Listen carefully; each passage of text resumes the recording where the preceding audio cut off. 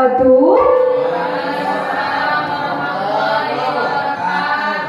Yang terhormat Bapak Kepala SMK Negeri Pagelaran Utara yang pada kesempatan kali ini diwakili oleh Ibu Wakakurikulum Ibu Rika Septianingsih, yang saya hormati rekan-rekan calon guru penggerak Angkatan 9 serta Bapak Ibu Dewan Guru yang telah menyediakan waktunya untuk mengikuti kegiatan aplikasi budaya positif di sekolah. Pada kesempatan kali ini kami akan menyampaikan aksi nyata budaya positif di SMK Negeri Pagelaran Utara, di mana kami ada 4 CGP. Yang pertama, saya sendiri Sri Wahyuni, rekan saya Dwi Maisoro, kemudian ada Siti Marpura, dan yang terakhir ada Fusi Anita. Selanjutnya, materi ini akan dibagi menjadi 4 bagian, di mana bagian-bagiannya nanti akan dijelaskan oleh masing-masing CGP. Nah, di akhir materi nanti kita akan melaksanakan sesi tanya jawab bagi Bapak Ibu yang ingin bertanya atau memberikan kritik saran terhadap budaya positif yang akan kita akan budayakan di sekolah kita. Nanti akan saya persilakan. Materi pertama, yang pertama kita akan sambutan terlebih dahulu Bapak Kepala Sekolah yang akan diwakili oleh Ibu Rika Septianingsih. Kepada Ibu Rika saya persilakan.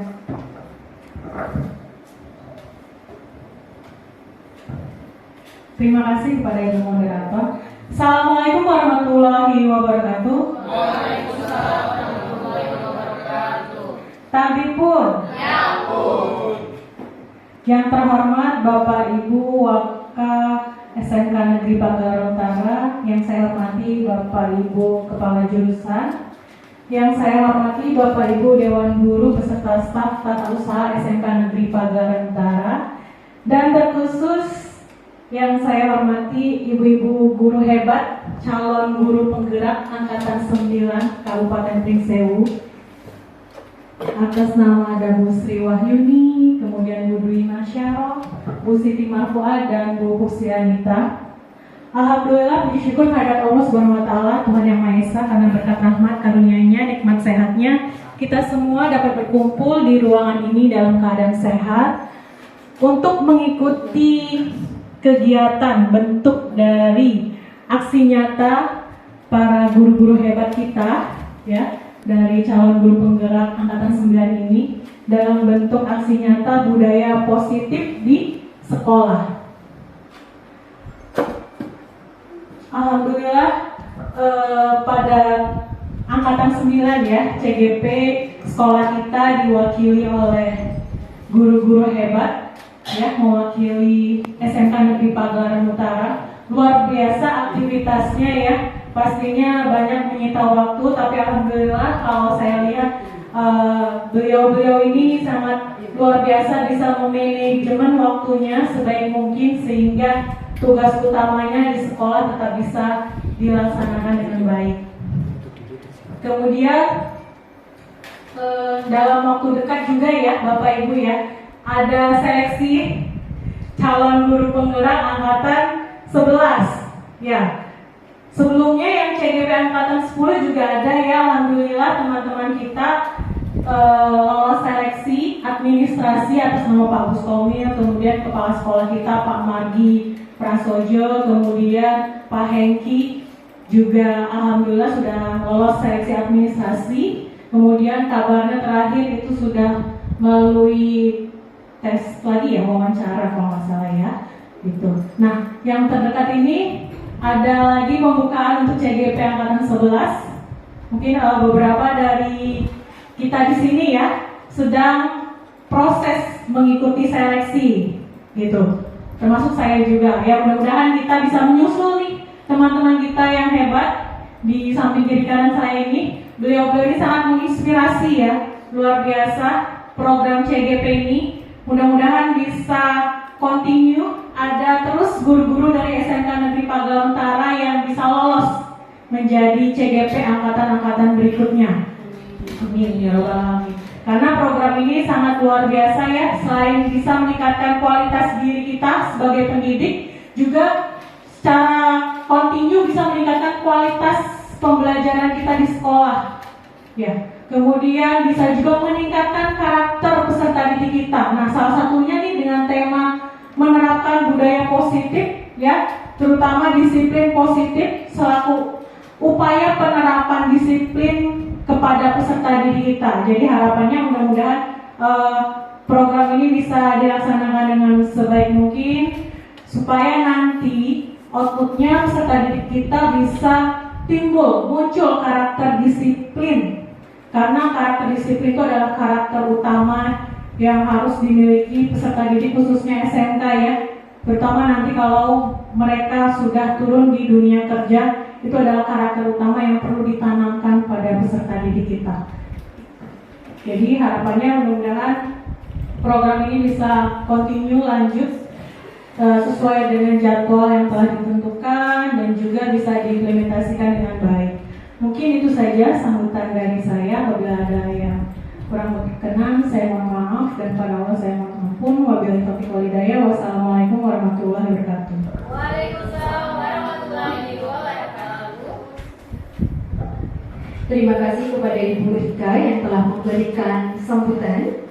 Acara selanjutnya kita akan melihat presentasi dari rekan-rekan CGP. Diawali dari saya pribadi, bahwasanya materi yang akan kami sampaikan adalah budaya positif, di mana tujuannya adalah yang pertama, kita evaluasi budaya di lingkungan SMK Negeri Pagelaran Utara. Jadi Bapak Ibu, kita mengevaluasi dulu sebelum kita membuat namanya peraturan. Kita harus evaluasi dulu keadaan kita mulai dari pagi sampai dengan akhir. Nah, poin-poin mana nanti yang akan kita evaluasi dan akan kita perbaiki. Dan setelah kita evaluasi, kita analisis budaya positif yang akan diterapkan di SMK Negeri Pagelaran Utara. Tentunya budaya sekolah kita dengan kultur yang ada di kota, kemudian ada di kabupaten lainnya, tentu akan berbeda. Makanya kita harus menganalisis budaya positif yang akan diterapkan yang cocok sesuai dengan kondisi sekolah kita. Yang ketiga, pembentukan kesepakatan budaya positif di SMK Negeri Pagelaran Utara. Seperti kita ketahui Bapak Ibu, di sekolah kita itu ada peraturan. Nah, seyogianya peraturan ini nanti akan dibuat bersama, kemudian akan disepakati bersama, maka akan menjadi budaya bersama. Jadi tidak lagi peraturan itu dibuat oleh sekolah, siswa tinggal menerima. Jadi nanti akan ada aplikasi tentang pembuatan kesepakatan budaya positif. Selanjutnya, menuangkan budaya positif dalam bentuk poster, banner, dan pamflet online. Mau gak mau Bapak Ibu, pamflet-pamflet yang kita tempel itu akan memberikan dampak terhadap si pembaca. Jadi mudah-mudahan nanti ke depannya kita dapat memperbaiki slogan-slogan positif yang ada di lingkungan kita. Selanjutnya, rencana kegiatan. Nah, rencana kegiatan ini agak panjang ya Bapak Ibu ya. Artinya program ini harapannya nanti akan menjadi program yang utuh, tidak formalitas, dan bisa kita aplikasikan. Nah, yang pertama kita akan mengadakan sosialisasi. Nah, hari ini kegiatannya. Kemudian workshop pembentukan struktur panitia aplikasi budaya positif. Dan nanti kita akan melibatkan wali kelas, pembina eskul, kemudian dan guru tentunya. Kemudian workshop presentasi program kerja. Nah, budaya positif ini tidak bisa berjalan di CGP aja. Semua warga sekolah ini mempunyai peranan, termasuk kita sebagai guru. Nanti akan ada proyek budaya positifnya itu mau ngapain. Nah, sehingga nanti akan ada workshop presentasi program kerja seperti kita melaksanakan IHT kemarin. Nah, kemudian ada monitoring program. Program kita nanti akan kita cek berkala apakah sudah berjalan. Kalau berhenti berarti ada hambatannya, ada solusinya. Kemudian yang terakhir adalah pelaporan program. Nah, ini akan kita evaluasi kegiatan kita. Jadi nanti setelah ada kesimpulan, kita pakai lagi tahun depan. apa nih yang perlu diperbaiki, apa yang perlu ditambah, seperti itu. Jadi ini adalah rencana kegiatan aplikasi budaya positif di SMK Negeri Pagelaran Utara. Nah, waktunya kapan? Persiapan bulan November ya. Kemudian workshop ini kalau nanti memang memungkinkan di bulan Desember presentasi, kemudian pelaksanaannya kita akan uji coba di semester genap di bulan Januari sampai dengan Juni. Kemudian ada monitoring itu 2 bulan sekali, evaluasi Juni 2024, kemudian ada pelaporan. Nah, selanjutnya, nah apa sih disiplin positif? Nah, disiplin positif adalah upaya penerapan disiplin kepada peserta didik tanpa adanya ancaman atau yang kita biasa lakukan adalah hukuman. Ya. Jadi penerapan budaya ini kita tidak diperkenankan ada ancaman dan hukuman. Nah, bagaimana caranya? Nanti kita pelajari bersama. Harapannya apa Bapak Ibu? Peserta didik memiliki kesadaran yang tinggi untuk melakukan budaya positif berdasarkan motivasi internal dalam dirinya. Jadi bukan takut karena gurunya, bukan takut karena poinnya, bukan takut nanti orang tuanya dipanggil, tapi adalah dia mempunyai motivasi dalam diri untuk melaksanakan budaya positif tersebut. Nah, tugas kita menciptakan lingkungan. Gimana caranya anak ini biar memiliki kesadaran? Wah, levelnya tinggi sekali ya Bapak Ibu ya. Sudah menjadi kesadaran peserta didik. Nah, ini bisa berjalan kalau kita melakukan kolaborasi menyeluruh dari manajemen, guru, kemudian tenaga administrasi, dan semua yang ada di lingkungan sekolah. Nah, disiplin positif ini menuju ke arah disiplin diri yang dapat mengontrol diri dalam segala arah tindakan. Harapannya dengan adanya budaya positif yang sudah kita sepakati, kita sebagai pendidik menciptakan situasi lingkungan untuk anak mengetahui apa itu budaya positif dan mendukung anak untuk mengaplikasikan budaya positif. Anak itu nanti secara otomatis harapannya adalah mampu bertindak dengan kesadarannya sendiri. Saya harus berangkat jam berapa, pakaian saya seperti apa, kalau saya menjadi petugas itu seperti apa. Jadi harapannya seperti itu Ibu, Bapak. Jadi kita nggak capek lagi untuk ngoper-ngoper anak-anak. Harapannya seperti itu. Ya, ini menjadi tantangan kita bersama. Selanjutnya,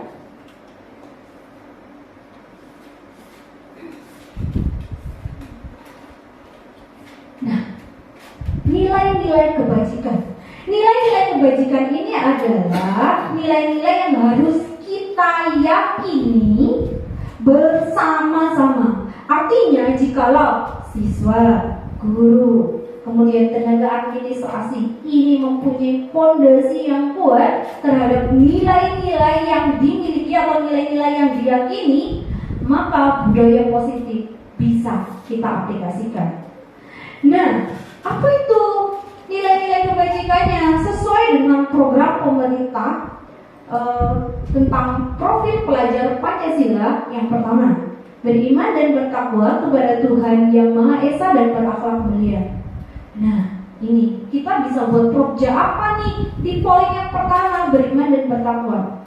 Kita bisa aplikasi berdoa, kemudian sholat duha mungkin bagi yang muslim, sholat berjamaah, kemudian mungkin jika kedepannya memang memungkinkan mau sholat Jumat bersama, nah itu juga bisa. Kemudian ada program kerja bakti sosial mungkin. Nah, ini nanti kita bentuk. Nah, siapa yang bertanggung jawab? Kita semua. Nah, nanti poin ini yang cocok ini di guru bidang apa? Apakah wali kelas? Apakah pembina eskul? Apakah wakil kesiswaan? Atau yang lainnya? Nah, ini nanti akan kita berembuk bersama. Nah, kemudian karakter mandiri. Nah, prof siapa sih yang banyak menekankan karakter mandiri? Nah, itu nanti akan kita bentuk Bapak Ibu. Kemudian bernalar kritis. Nah, bernalar kritis bisa nih lewat pembelajaran. Berarti kita harus menyusun perencanaan pembelajaran gimana sih caranya anak-anak ini bisa bernalar kritis. Kemudian di eskul mungkin. Nah, eskul mana nih yang dominan dapat melatih anak-anak bernalar kritis? Nah, nanti akan kita musyawarahkan bersama dalam kegiatan workshop. Kebinekaan global. Nah, ini adalah tantangan. Tantangan sekali ini menurut saya. Apalagi anak kita beragam agama, budaya, ras, suku, ya. Jadi harapannya nanti anak-anak bisa saling menghormati antar agama, antar suku. Jadi tidak ada lagi yang suku dominan atau suku yang merasa lebih kuat daripada suku lain. Gotong royong, kita bisa Jumat bersih, kemudian ada petugas piket, ya. Jadi bisa kita bentuk melalui kegiatan itu. Kemudian kreatif. Kreatif ini bisa di mapel PKWU, kemudian di eskul, ya, Bapak Ibu ya. Jadi ini adalah nilai-nilai kebajikan yang nanti harapannya dalam aplikasinya bisa kita kunci nih. Nanti kita pakai 6 poin ini. Nah, 6 poin ini nanti akan kita jabarkan. Begitu. Dalam program kerja aplikasi budaya positif oleh masing-masing peran. Nah, seperti itu materi yang dapat saya sampaikan. Materi selanjutnya akan disampaikan oleh rekan CGP saya, Ibu Dwi Maisaro. Kepada Ibu Dwi, saya persilakan. Terima kasih Bu Sri atas waktunya. Mungkin Bapak Ibu biar semangat kita tepuk-tepuk dulu kali ya. Bapak Ibu silakan berdiri, boleh biar semangat. Silakan Bapak Ibu, ayo kita berdiri bareng-bareng. Nanti Bapak Ibu silakan ikuti saya. Saya awali dulu ya. Namanya tepuk semangat, tapi mulainya begini. Pak dung dung pak dung dung, dang dang dang dang dang, pak dung dung pak dung dung, ding ding ding ding ding, pak dung dung pak dung dung, dung dung dung dung dung, dang dang dang dang dang, ding ding ding ding ding, dung dung dung dung dung, sip aha aha, sip aha aha, semangat gitu. Bisa ya Bapak Ibu ya? Bisa. Ya kita bareng-bareng ya. Tepuk semangat. Pak dung pak dung dang dang dang dang dang. Pak dung pak dung ding ding ding ding ding. Pak dung pak dung dung dang dang dang dang dang. Ding ding ding ding ding. Dung. Sip aha aha. Sip aha aha.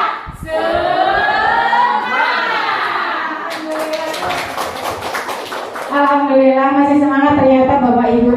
Terima kasih Ibu Rika. Selanjutnya di sini saya akan menjelaskan tentang motivasi perilaku manusia dan kebutuhan dasar apa saja yang dibutuhkan oleh manusia. Nah, yang sekarang kita akan membahas tentang motivasi perilaku manusia. Bapak Ibu, motivasi perilaku manusia itu ada 3. Yang pertama itu hanya untuk menghindari hukuman dan ketidaknyamanan saja. Jadi biasanya siswa-siswi kita contohnya ketika dia ingin melaksanakan upacara hanya ingin biar tidak dihukum gitu ya. Padahal sebenarnya perilaku yang harus kita temukan adalah supaya siswa menjadi disiplin ya. Sedangkan yang siswa inginkan biasanya biar nggak dihukum, ayo kita pacaran. Nah gitu ya. Nah dari situ kita harus mencoba mewujudkan perilaku pada manusia atau perilaku pada peserta didik kita agar tidak hanya untuk menghindari hukuman saja, melainkan dia bisa menumbuhkan budaya positifnya yaitu kedisiplinan. Kemudian yang kedua untuk mendapatkan imbalan atau pujian. Biasanya siswa-siswi kita hanya ingin yang penting dapat nilai 100 gitu ya.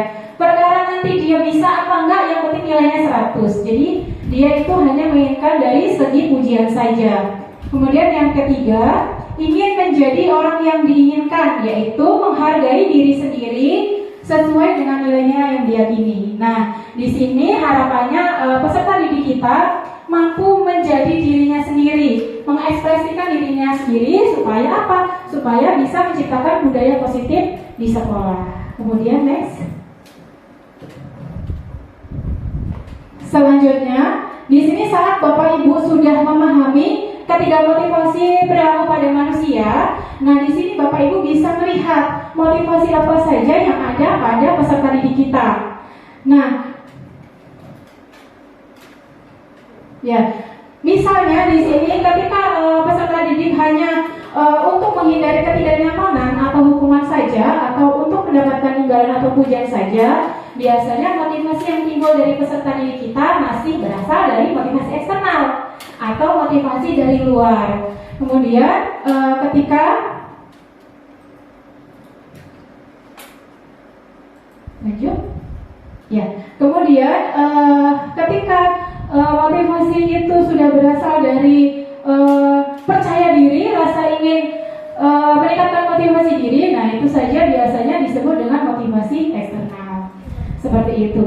Mungkin lanjut. Nah, sehingga Bapak Ibu berupaya untuk dapat menumbuhkan motivasi internal dalam diri murid. Supaya apa? Supaya Bapak Ibu dapat menjadi membuat siswa seperti yang diinginkan dan mampu menghargai diri sendiri sesuai dengan nilai yang mereka percaya. Kemudian sebaiknya Bapak Ibu di sini harapannya kita semua tidak menerapkan hukuman kepada murid kita dan tidak memberikan pemberian hadiah yang berlebihan. Biasanya kalau di kelas kan kita gitu ya Bapak Ibu, kalau mau dapat di dalam diri siswa, dia yakin bahwa kenapa dia dapat hadiah karena memang dia cerdas, karena dia memiliki kemampuan, bukan karena ingin mendapatkan imbalan saja, yaitu mendapatkan hadiah. Seperti itu. Lanjut. Nah, kemudian selanjutnya adalah kebutuhan dasar manusia. Bapak Ibu di sini untuk kebutuhan dasar manusia yaitu untuk membangun budaya sekolah yang positif dengan lingkungan yang aman dan mendukung bagi murid untuk menjadi pribadi yang berdaya, seimbang dan bahagia. Salah satu upaya yang dapat kita lakukan adalah memahami kebutuhan apa yang mendasari pada murid kita. Kemudian ya, menurut kutipan Ki Hajar Dewantara bahwa kita ambil contoh perbandingannya dengan hidup tumbuh-tumbuhan seorang petani. Di sini pada hakikatnya sama kewajibannya dengan seorang petani, di mana yang menanam padi misalnya hanya dapat menuntun tumbuhnya padi. Ia dapat memperbaiki kondisi tanah, memelihara tanaman padi, memperbaiki pupuk dan air, membasmi ulat-ulat jamur yang mengganggu hidup tanaman padi dan lain sebagainya. Jadi harapannya Bapak Ibu, kita diibaratkan sebagai petani yang kita bisa menumbuhkan kecerdasan pada diri murid, kemudian kita bisa memperbaiki kelemahan-kelemahan apa yang ada pada diri murid kita. Kemudian selanjutnya,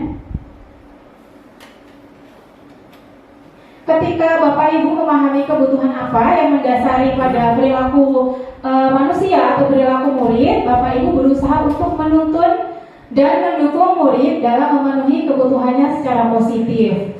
Dan pada hakikatnya Bapak Ibu diibaratkan sebagai seorang petani ya tadi, yang sedang berusaha memahami kebutuhan masing-masing dari tanaman agar bisa tumbuh subur dan berkembang.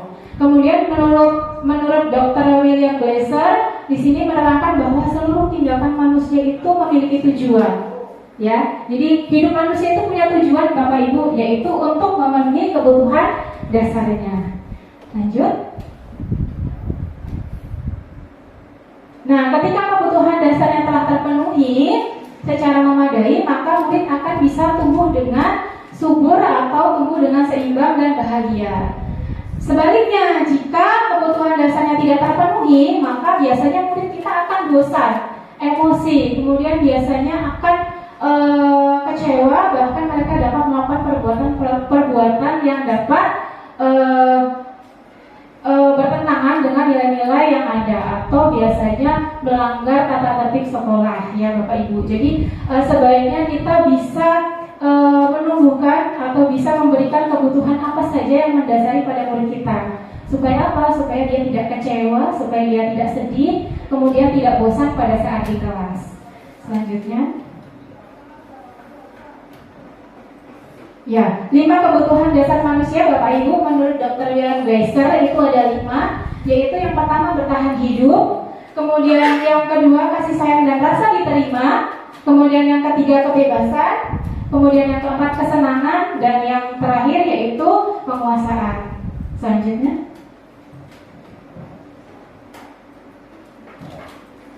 untuk kebutuhan bertahan hidup, di sini contohnya adalah kesehatan, kebutuhan rumah, kebutuhan makan, kebutuhan rasa aman. Bayangkan Bapak Ibu, jika siswa kita kalau berangkat sekolah tidak makan, pasti kebutuhan dasarnya tidak akan terpenuhi. Kenapa? Karena pasti lapar pada saat belajar di sekolah, gitu ya. Jadi harapannya kita bisa membantu peserta didik kita untuk memberikan semangat, motivasi agar kebutuhan dasarnya dapat terpenuhi, yaitu kebutuhan untuk makan. Kemudian selanjutnya merasa diterima. Contohnya yaitu keinginan untuk memiliki teman, keluarga, dan kelompok di mana dia tergabung. Bayangkan Bapak Ibu, jika murid kita menyendiri, sendiri, pasti dia akan kesepian. Maka dari itu dia memerlukan kebutuhan untuk merasa diterima agar mereka bisa berteman dengan siapa aja. Seperti itu. Kemudian yang ketiga yaitu kebebasan, di mana murid harus diberikan kesempatan untuk membuat pilihan dan bertanggung jawab atas pilihannya. Jadi harapannya di sini peserta didik kita bisa bertanggung jawab atas pilihannya. Misalnya memberikan mereka kebebasan dengan pendapat mereka. Misalnya kita bisa menerima pendapat kita dan dia bisa bertanggung jawab atas pendapat yang dia sampaikan. Kemudian selanjutnya kesenangan. Bayangkan Bapak Ibu, jika hidup kita tidak senang, maka kita pasti akan kecewa, sedih gitu ya Bapak Ibu. Maka dari itu kita harus bisa membuat pembelajaran yang menyenangkan. Dengan apa? Yaitu dengan membuat pembelajaran yang bervariasi, metode pembelajaran yang bervariasi gitu ya. Kemudian kita bisa menggunakan beberapa alat peraga. Supaya apa? Supaya peserta didik kita menjadi senang. Jangan lupa juga Bapak Ibu, setiap kita belajar seperti yang tadi itu ya, kita berikan ice breaking kepada siswa supaya ketika di awal pembelajaran siswa akan menjadi senang, seperti itu. Kemudian yang terakhir yaitu penguasaan. Mereka sebaiknya diberikan kesempatan untuk membuat keputusan tentang hal-hal yang penting dalam hidupnya. Jadi mereka diberikan kesempatan dengan rasa percaya diri untuk dapat memberikan kesempatan membuat keputusan tentang apapun yang mereka inginkan. Mungkin itu saja Bapak Ibu yang dapat saya sampaikan. Kemudian selanjutnya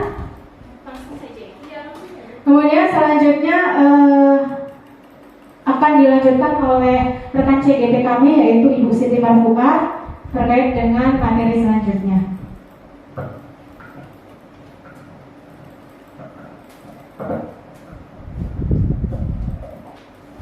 Sebelumnya saya ucapkan Assalamualaikum warahmatullahi wabarakatuh. Terima kasih untuk kesempatan yang sudah diberikan kepada saya. Di sini nanti saya akan menyampaikan tentang hukuman dan penghargaan serta keyakinan kelas.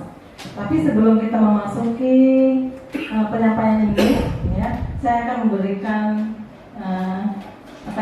permainan sebentar dengan Bapak Ibu guru yang hebat. Bapak Ibu guru mau ditembak nggak? Mau ditembak nggak? Enggak. Mau ditembak ya? Ya. Nggak sampai date nggak ya? Nah, jadi ini hanya sebuah permainan. Supaya apa? Supaya kita lebih semangat lagi dalam mengikuti kegiatan ini. Ya. Ibu, saya lihat ada yang mengantuk soalnya. Oke ya, permainannya seperti apa? Ya, jadi kita akan main tembak-tembakan dengan angka, ya. Oke ya. Nanti kita akan berhitung dari 1 sampai dengan 12 saja ya. Jangan banyak-banyak ya. Nanti habis angkanya. Oke ya.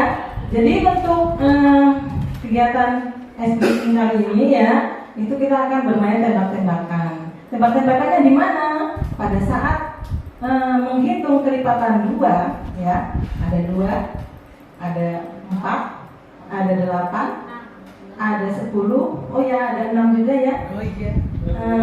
Ada 6, ada 8, ada 10 dan ada 12 ya. Nah, jadi setiap kelipatan pertama itu hanya dor saja ya. Kelipatan berikutnya dor 3 kali ya. Oke ya. Kita bermain dengan angka sambil berhitung ya. Bisa dimulai? Bisa. Diingat ya tadi di mana harus menyebutkan dornya? Iya, di angka genap ya. Angka genap yang pertama hanya 1 kali ya. Genap berikutnya kita tembaknya 3 kali ya. Ya. Supaya yang ngantuk bisa melek lagi. Ya. Kita mulai dari sekarang. 1. Iya. Iya ya. Jadi iya genapnya di angka genap. Oke ya. Ya. Kita berhitungnya bersama-sama ya. Ya.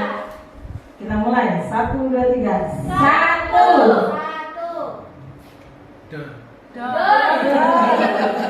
Ya. Ulangi lagi ya.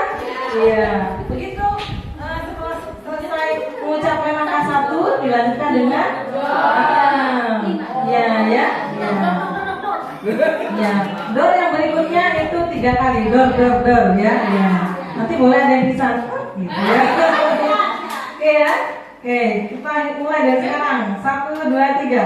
1, 2, 3. Harusnya kita menyebutkan 3. Oke ya. Diulang lagi. Mau diulang lagi ya? Oke ya. Diulang lagi. Oke ya. Ya, kita fokus dulu ya. Ya, 1, 2, 3. 1, 3,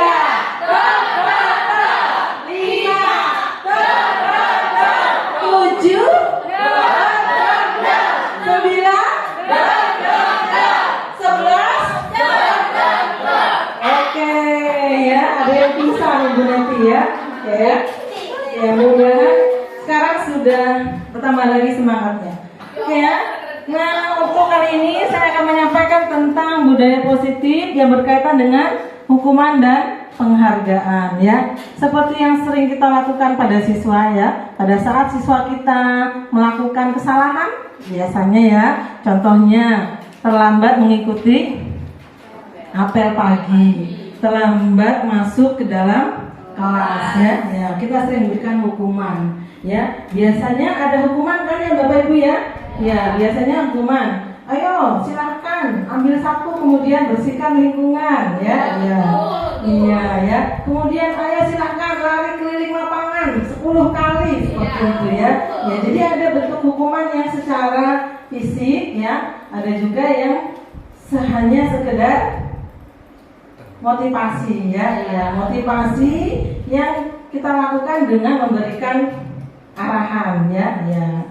Kemudian ya, untuk hukuman itu biasanya kan bersifat tidak terencana ya. Kita tidak tahu siswa mana yang akan kita hukum ya. Karena kejadiannya itu biasanya sesuai dengan kondisi yang terjadi ya. Di pagi hari misalnya ya. Kemudian pada saat setelah istirahat seperti itu ya. Jadi hukuman itu tidak terencana ya. Kemudian hukuman itu bersifat satu arah. Jadi tidak ada kesepakatan antara siswa dengan guru. Kalau kamu nanti tidak ada kesepakatan ya. Jadi kalau kamu nanti terlambat masuk kelas akan saya hukum ya dengan apa misalnya, kan tidak ada kesepakatan biasanya.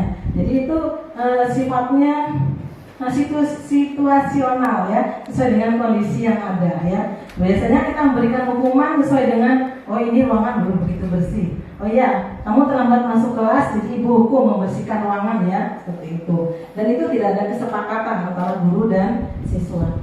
Kemudian hukuman yang diberikan itu biasanya berupa fisik ataupun psikis ya. Ya, kalau fisik, ya mungkin siswa mungkin ya fisiknya yang kita hukum ya, seperti berlari atau memberikan hukuman yang membersihkan ruangan dan sebagainya ya. Kemudian ada yang bentuknya motivasi. Motivasi ini kan biasanya kita melihat kondisi siswa ya. Siswa ini anak yang bandel atau bukan ya. gitu kan. Tidak semua siswa kan bandel, ya. Nah, jadi biasanya yang berupa kata-kata atau motivasi itu kita sesuaikan dengan siswanya, ya. Nah, tetapi pada saat kita memberikan hukuman yang bersifat motivasi, ya, sering kita menggunakan kata-kata. Kata-kata itu mungkin bisa sesuatu yang menyakitkan juga, ya. Ya, jadi itu bisa merupakan suatu hukuman kepada siswa. Nah, kemudian, ya, selain hukuman yang sering kita lakukan kepada siswa pada saat mereka melakukan kesalahan, ya. Nah, tak lupa juga pada saat kita belajar. Pada saat kita belajar, kita memberikan penghargaan kepada siswa. Kita pernah melakukan sesuatu tentunya, ya, tidak hanya siswa saja. Pada saat kita melakukan sesuatu, kemudian hal itu dipandang baik, ya, tentunya kita akan mendapat penghargaan. Setelah kita mendapat penghargaan, tentunya kita akan termotivasi untuk melakukan hal baik berikutnya. Sama juga dengan siswa. Jadi pada saat mereka melakukan sesuatu hal yang baik, yang positif, ya, pada saat pembelajaran di kelas, ya, pada saat mereka berada di lingkungan sekolah, ya, kita kasih penghargaan kepada mereka. Penghargaan itu tidak harus bersifat materi, ya, ya. Kita melakukan pujian kepada siswa. Nah, kamu hari ini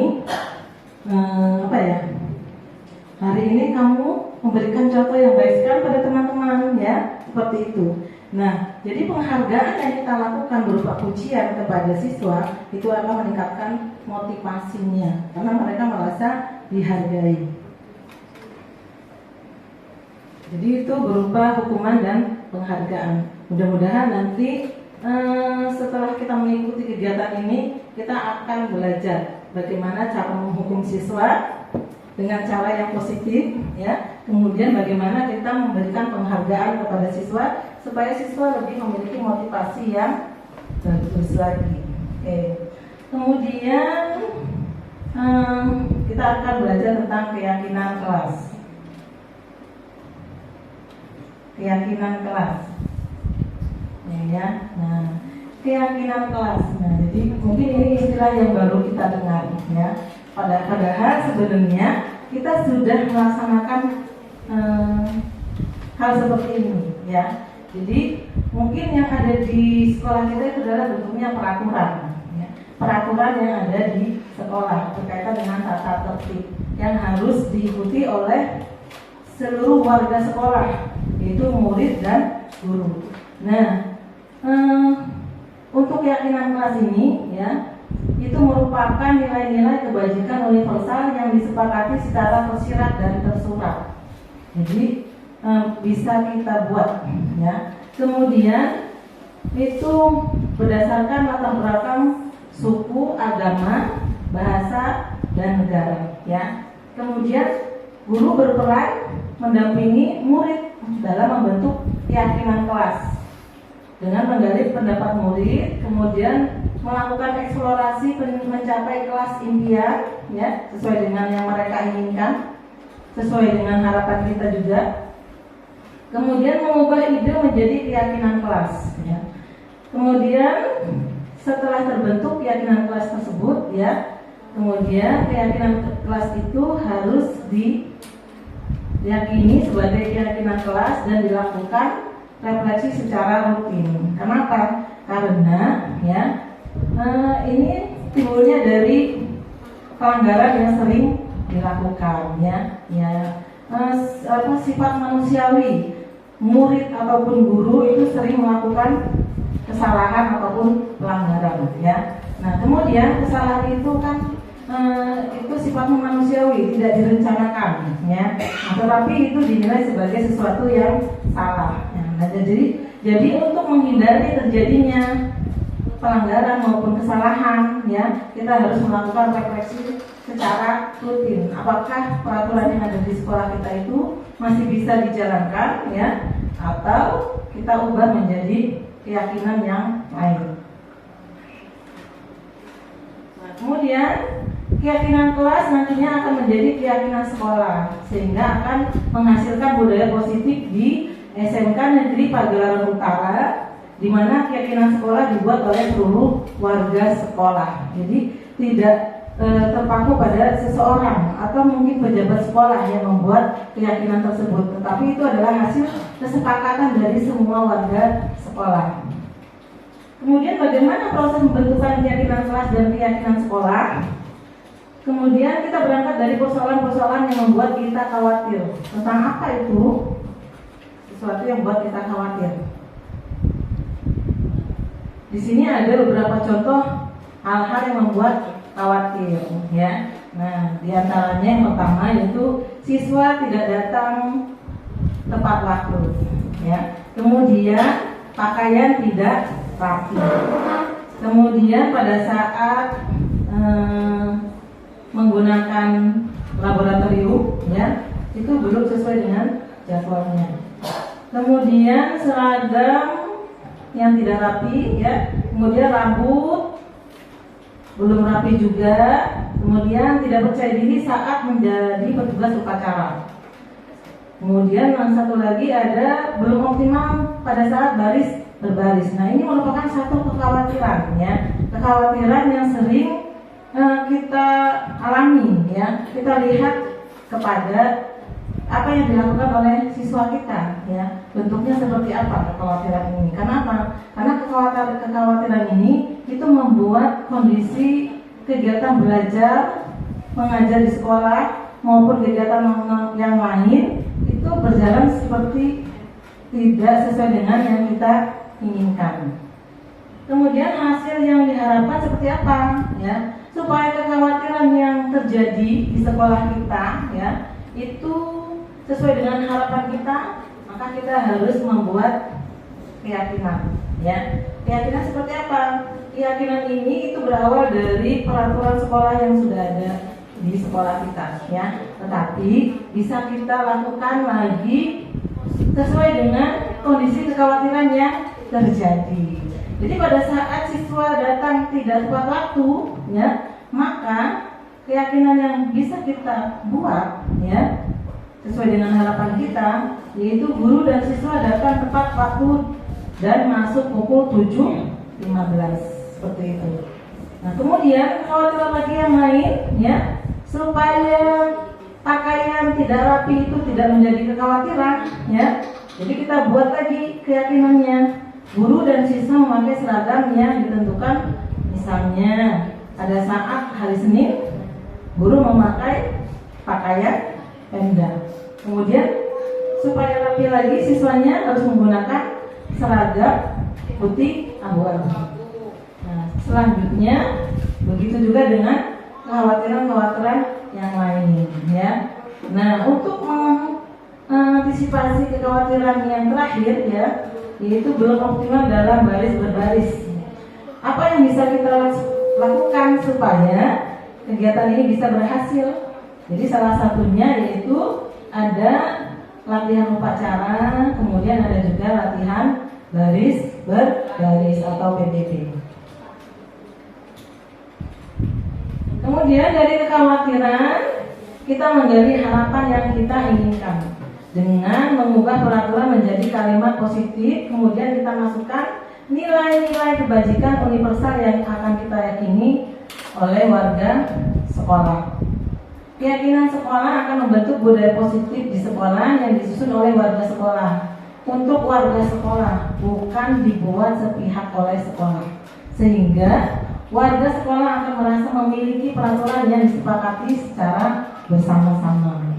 Jadi bukan keinginan siapapun, ya. Jadi itu merupakan hasil kesepakatan bersama. Sesuatu yang sudah disepakati bersama tentunya akan dijalankan dengan ikhlas dan senang hati tanpa paksaan dari siapapun.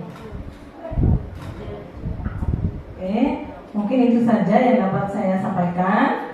Kurang lebihnya saya mohon maaf, ya. Mudah-mudahan setelah kita mengikuti kegiatan ini, ya, kita nanti akan bisa membentuk keyakinan seperti apa yang dapat kita terapkan di sekolah kita supaya apa? Supaya kegiatan pembelajaran yang ada di sekolah bisa berjalan dengan tertib dan nyaman. Oke, nah, saya akhiri. Wassalamualaikum warahmatullahi wabarakatuh. Waalaikumsalam warahmatullahi wabarakatuh. Lanjut. lanjutkan dengan penyampaian yang akan disampaikan oleh rekan kami yaitu Ibu Pusi Anita. Kepadanya dipersilakan.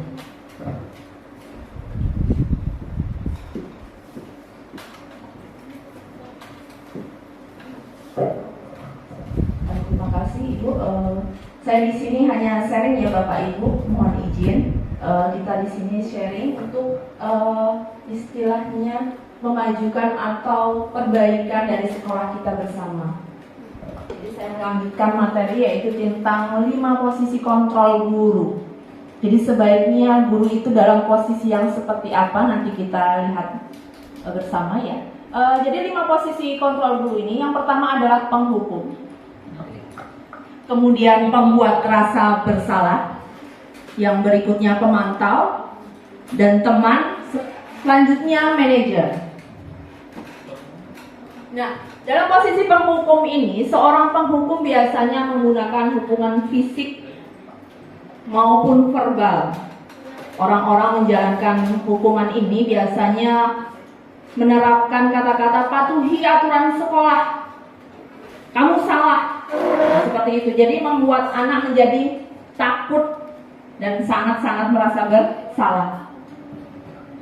Selanjutnya, nah nih, jadi dari hasil guru dalam posisi penghukum ini, murid akan merasa marah, dendam, dan mungkin akan lebih agresif.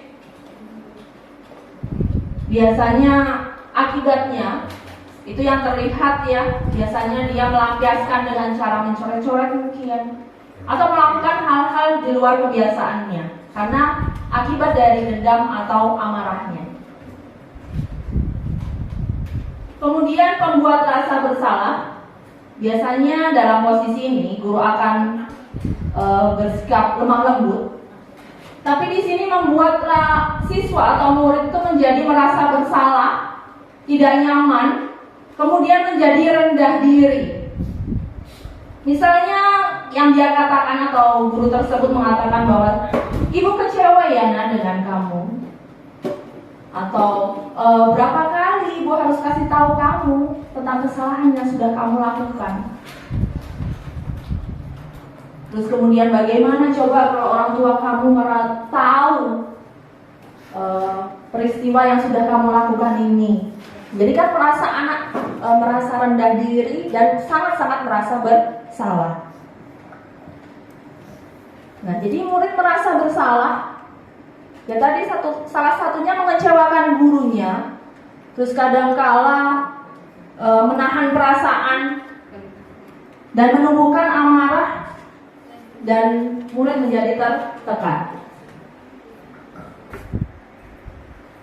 Posisi yang ketiga yaitu posisi guru sebagai teman. Nah, biasanya posisi ini disukai sama murid-murid karena berupaya mengontrol murid secara persuasi, kemudian memposisikan diri sebagai teman bagi siswa. Di dalam posisi ini, guru tidak akan menyakiti muridnya. Biasanya posisi ini menunjukkan dampak yang positif, yaitu terjalinnya hubungan yang baik antara guru dan murid. Tapi dampaknya apa? Yang negatifnya, itu tadi siswa menjadi ketergantungan terhadap gurunya. Misalnya yang dikatakan oleh si guru yang berposisi teman, ayo bantu bapak Nak. Kemudian, ayo ingat tidak bantuan bapak kemarin. Jadi dia memposisikan diri sebagai teman. Nah, jadi hasilnya anak-anak merasa senang dan akrab terhadap guru tersebut. Itu positifnya, tapi ya itu tadi negatifnya anak menjadi ketergantungan terhadap gurunya. Lanjut. Kemudian posisi pemantau, yaitu mengawasi ya. Di sini pada saat mengawasi ada tanggung jawab perilaku orang-orang yang kita awasi. Yang kita awasi adalah murid kita sendiri. Yaitu posisi pemantau ini berdasarkan peraturan dan konsekuensi yang ada. Dia biasanya menyatakan peraturannya apa, tidak anak melakukan kesalahan. Kemudian sanksi dan konsekuensi yang sudah kamu lakukan nanti apa? Siswa dapat mengerjakan sesuatu jika hanya dipantau guru. Jadi hasilnya anak akan merasa ya bahwa karena dipantau dia harus melaksanakan seperti itu. Tidak dapat melihat arti dari sebuah peraturan karena hanya yaitu tadi karena merasa diawasi dan dipantau. Jadi dia tidak pernah menjadikan di dalam dirinya peraturan itu bisa keberlanjutan untuk menjadi karakter atau membangun karakter si siswa tersebut. Nah, posisi manajer ini adalah harapan dari kita semua. Harapannya seorang guru harus bisa memposisikan diri sebagai manajer. Di sini kita tidak hanya berpangku atau mendominasikan guru saja. Di sini kita bersama-sama antara guru dan murid melakukan dan mempersilahkan murid untuk bertanggung jawab. Jadi di sini si guru yang bersifat manajer ini nanti akan memberikan solusi dan anak akan merasa dihargai. Misalnya nanti dia akan menyatakan bahwa kamu bisa memperbaikinya. Bagaimana cara memperbaikinya?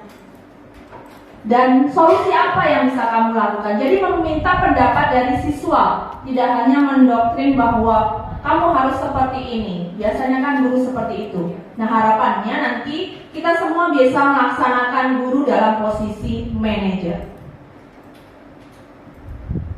Nah, jadi dalam posisi manajer seorang guru, diharapkan nanti murid akan lebih bertanggung jawab terhadap perbuatannya. Terus kemudian dia sadar akan kesalahannya dan murid akan belajar komitmen. Jadi tidak tergantung pada peraturan karena sudah melekat pada dirinya masing-masing. Dan diharapkan tidak mengulangi kesalahan yang sama karena dia sudah sadar. Memang lumayan ya Bapak Ibu dalam hal ini memang perubahannya kita pelan-pelan, nanti mudah-mudahan kita bisa melaksanakan semua. Yang selanjutnya adalah segitiga restitusi. Nah, segitiga restitusi ini adalah penyelesaian kasus ya, yang bisa dilakukan oleh guru dalam posisi manajer. Jadi segitiga restitusi ini adalah proses kolaboratif yang mengajarkan guru dan murid untuk mencari solusi dalam masalahnya dan membantu murid berpikir tentang apa yang sudah mereka lakukan.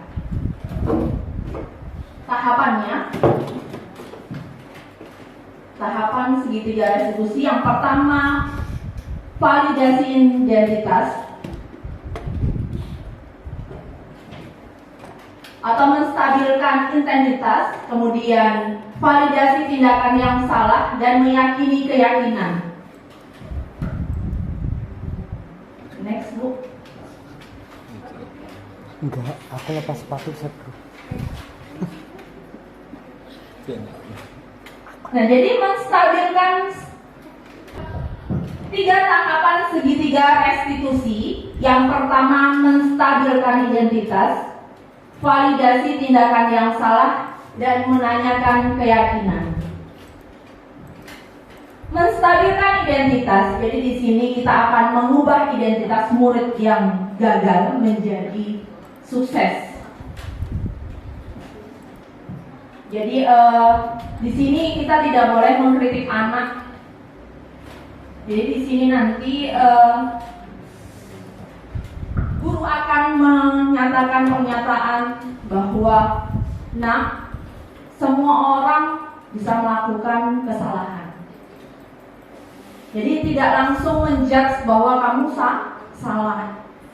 Jadi menstabilkan atau mengembalikan identitasnya menjadi benar. Terus manusia tidak sempurna dan nantinya kesalahan itu harus diperbaiki.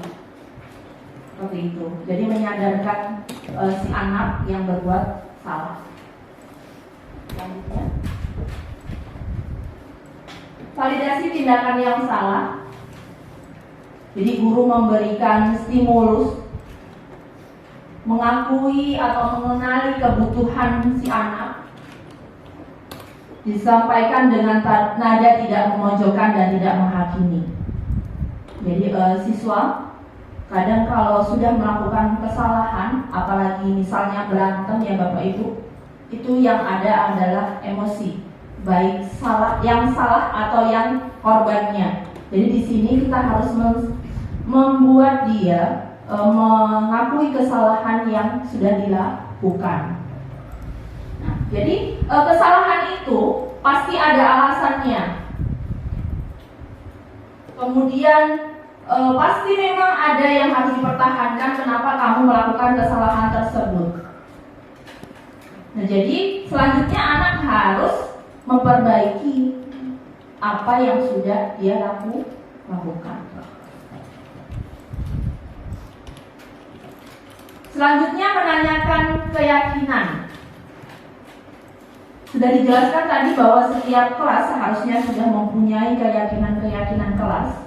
Nah, di sini menanyakan keyakinan kelas yang dilanggar oleh siswa. Misalnya tadi kasus terlambat ya.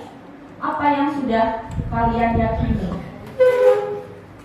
Nah, bagaimana cara supaya kamu bisa melakukan keyakinan kelas tersebut?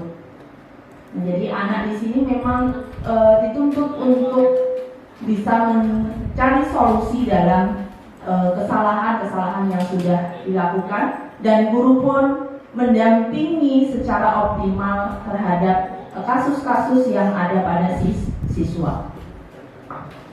Mungkin sekian dari saya.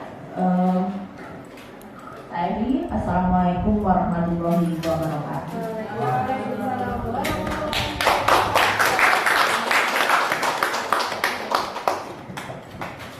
Terima kasih kepada ibu-ibu yang telah menyampaikan materinya, di mana dalam kegiatan ini kita berangkat dari kekhawatiran atau berangkat dari hal-hal yang kurang baik yang ada di lingkungan kita.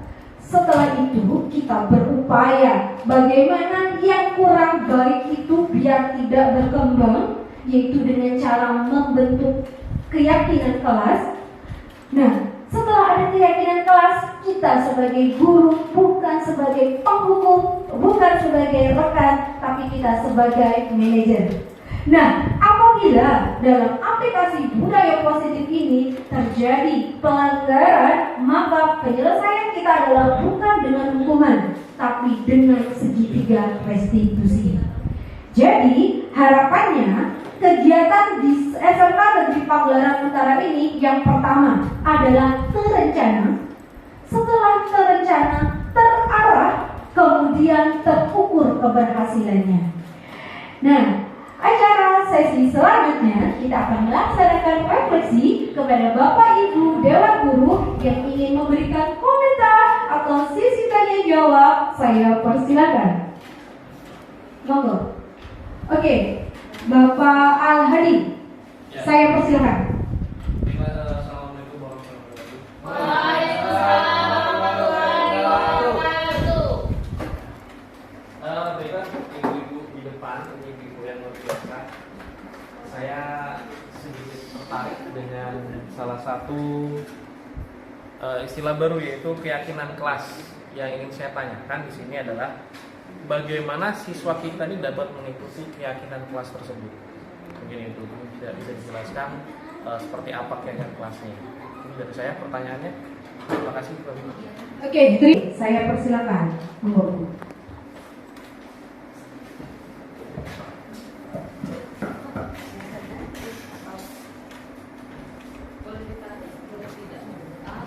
Saya berpindah sebentar. Iya, boleh. Ibu semuanya, terima kasih untuk pertanyaan yang sudah disampaikan ya. Ini sebagai salah satu kegiatan positif ya. Tadi pertanyaannya bagaimana siswa kita dapat mengikuti keyakinan kelas ya. Nah, seperti yang sudah disampaikan sebelumnya, bahwa keyakinan kelas itu merupakan nilai-nilai kebajikan universal yang ada di lingkungan sekolah, dan itu terbentuk dari kesepakatan warga sekolah. Siswa maupun guru ya itu tidak menutup kemungkinan untuk melakukan suatu kesalahan ataupun pelanggaran ya. Seperti yang sudah disampaikan tadi ya, ada bentuk-bentuk kekhawatiran yang ada di sekolah ya. Contohnya tadi siswa terlambat masuk ke kelas maupun siswa datang terlambat ke sekolah. Nah, untuk kekhawatiran seperti ini ya, kita bisa sampaikan di kelas ya. Di kelas, kebetulan di kelas itu mungkin ada siswa yang sering datang terlambat ya. Nah, mungkin ada 1 ataupun 2 orang yang sering melakukan hal tersebut. Nah, kita sampaikan di kelas bahwa sesuatu yang menjadi kekhawatiran kita itu akan membuat proses kegiatan belajar di sekolah menjadi tidak nyaman dan tidak aman ya. Kenapa? Pasti nanti ada proses-proses di mana guru harus melakukan ya hukuman ataupun sejenisnya kepada siswa tersebut. Nah, untuk mengantisipasi terjadinya hal tersebut, mari kita buat kesepakatan di dalam kelas. Supaya apa? Supaya bentuk-bentuk kekhawatiran maupun kesalahan maupun pelanggaran yang dilakukan oleh guru dan siswa itu tidak akan terulang kembali ya. Nah, kita evaluasi apa yang sering kita lakukan pelanggaran. Yang sering kita lakukan pelanggaran, yang contohnya tadi itu ya, terlambat masuk ke dalam kelas. Nah, supaya hal tersebut tidak terulang kembali, mari kita buat kesepakatan dengan siswa ya. Siswa kita tanya, apa yang terjadi tadi pagi? Mereka akan menjawab, saya terlambat masuk ke dalam kelas ya. Nah, adakah sesuatu yang bisa dilakukan untuk tidak mengulangi ya, untuk tidak mengulangi tidak masuk kelas dengan tepat waktu ya. Jadi kita buat kesepakatan dengan mereka. Mereka pasti akan memberikan solusinya. Apa yang bisa dilakukan supaya tidak terlambat masuk ke dalam kelas ya. Nah, kita buat kesepakatan. Mereka akan menyepakati bahwa masuk ke dalam kelas itu harus tepat waktu ya. Tetapi itu bukan kita yang menyampaikan ya. Bukan kita yang menyampaikan, tetapi itu adalah kesepakatan dari siswa di dalam kelas. Nah, setelah terjadi kesepakatan bahwa masuk ke dalam kelas itu harus tepat waktu, karena itu merupakan kesepakatan yang sudah dibuat bersama, mereka akan melaksanakan dengan senang hati ya.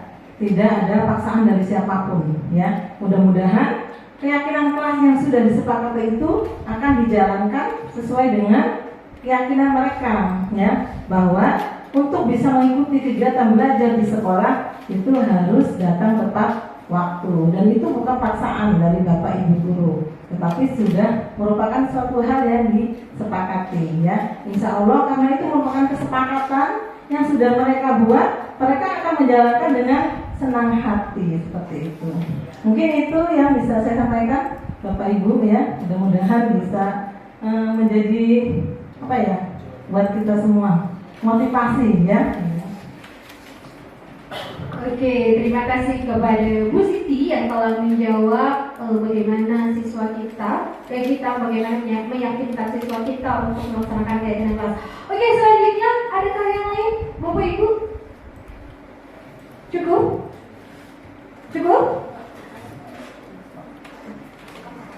Oke, Bapak Ibu yang ingin memberikan masukan atau respon terhadap kegiatan sosialisasi budaya positif kepada rekan-rekan CGP, saya persilakan.